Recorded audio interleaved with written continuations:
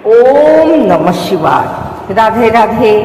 आइए सुनते हैं सोमेश्वर महादेव और चंद्रमा की यह कहानी।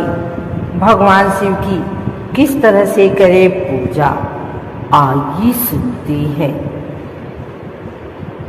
भगवान शिव की महिमा का वर्णन करने के लिए क्या आप जानते हैं भगवान शिव के जटाओं में चंद्रमा क्यों विराजमान है?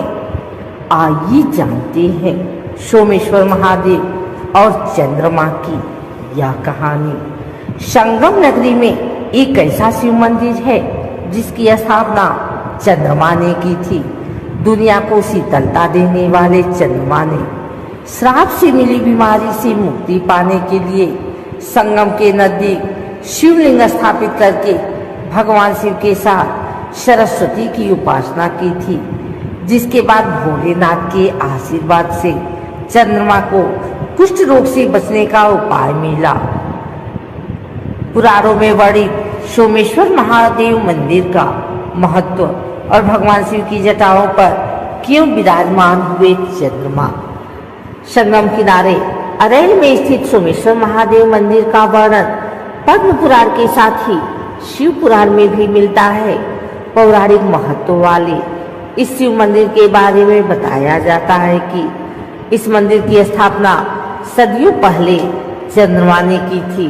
उस वक्त चंद्रमा को राजा दक्ष के कुष्ठ रोग से नष्ट होने का श्राप दे दिया था, जिसके बाद उस श्राप से मुक्ति पाने के लिए चंद्रमा ने संगम के दक्षिण की तरफ प्रभास क्षेत्र वर्तमान के अरैल इलाके में शिवलिंग की स्थापना की थी, जिसके बाद चंद्रमा ने भगवान शिव की कठिन तपस्या करके उनको प्रसन्न किया और भोलेनाथ के आशीर्वाद से उस श्राप से बच गए।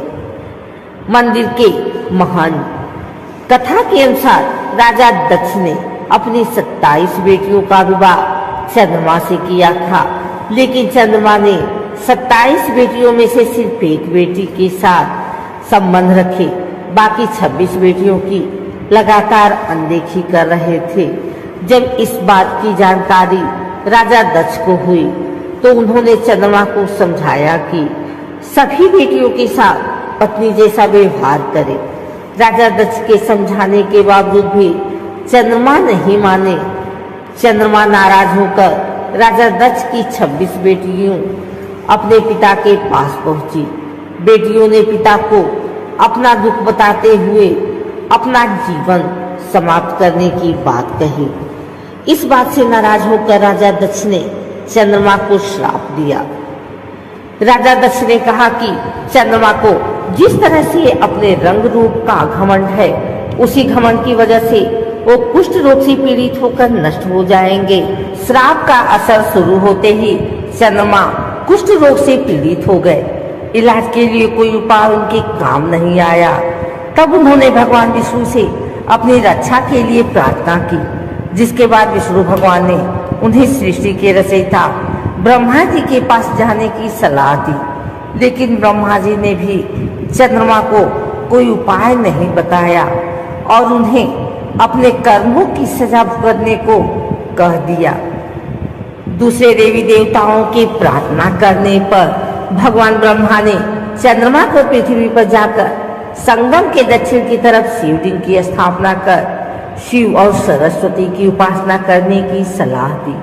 चंद्रमा ने ब्रह्मा जी की सलाह पर उसी तरह से संगम के दक्षिण की तरफ शिवलिंग की स्थापना कर भगवान शंकर की तपस्या में लीन हो गए। सदियों बीतने के बाद जब भगवान शिव प्रसन्न हुए तो वह चंद्रमा के सामने प्रकट हुए। चंद्रमा ने उसे श्राप दिया। चंद्रमा ने कहा कि इस श्राप से मुक्त तो नहीं हो सकते, लेकिन अब तो महीने के पहले कृष्ण पक्ष में 15 दिन घटोगे और उसके बाद शुक्ल पक्ष के 15 दिन में बढ़ोगे। इसके प्रतिपदा व अमावस्या के दिन नष्ट होने से बचने के लिए शिव जी ने अपने मस्तक पर चंद्रमा को विराजमान रहने को कह दिया, जिसके बाद से ही चंद्रमा भगवान शिव के मस्तक पर विराजमान हुए। बताए जाते हैं सोमेश्वर महादेव मंदिर में आज भी दर्शन करके लोग तमाम तरह की बीमारियों से मुक्ति पाने के लिए प्रार्थना करते हैं। वहीं मंदिर के महंत का कहना है कि कुष्ठ रोग से पीड़ित व्यक्ति आज भी भगवान शिव के सच्चे मन से पूजा पाठ करके उनकी आराधना करते हैं तो उनके कुष्ठ रोग पर नियंत्रण हो सकता है। मंदिर में दर्शन पूजन करने वाले का यही भी कहना होता है कि इस मंदिर में दर्शन करने से उनकी सभी मनोकामनाएं पूरी होती हैं। अरैल इलाके में स्थित पौराणिक सोमेश्वर महादेव मंदिर में आज भी श्रद्धालुओं की भीड़ जुटती है। सिर्फ प्रयागराज ही नहीं बल्कि दूसरे जिले के लोग भी इस मंदिर में पूजा करके भगवान भोलेनाथ को प्रसन्न करते हैं। मंदिर में शिव जी का रुद्राभिषेक करके प्रतिदिन दूर दूर से लोग आते हैं। मंदिर के सामने संगम तट पर बने घाट को चंद्रकुंड घाट कहा जाता है।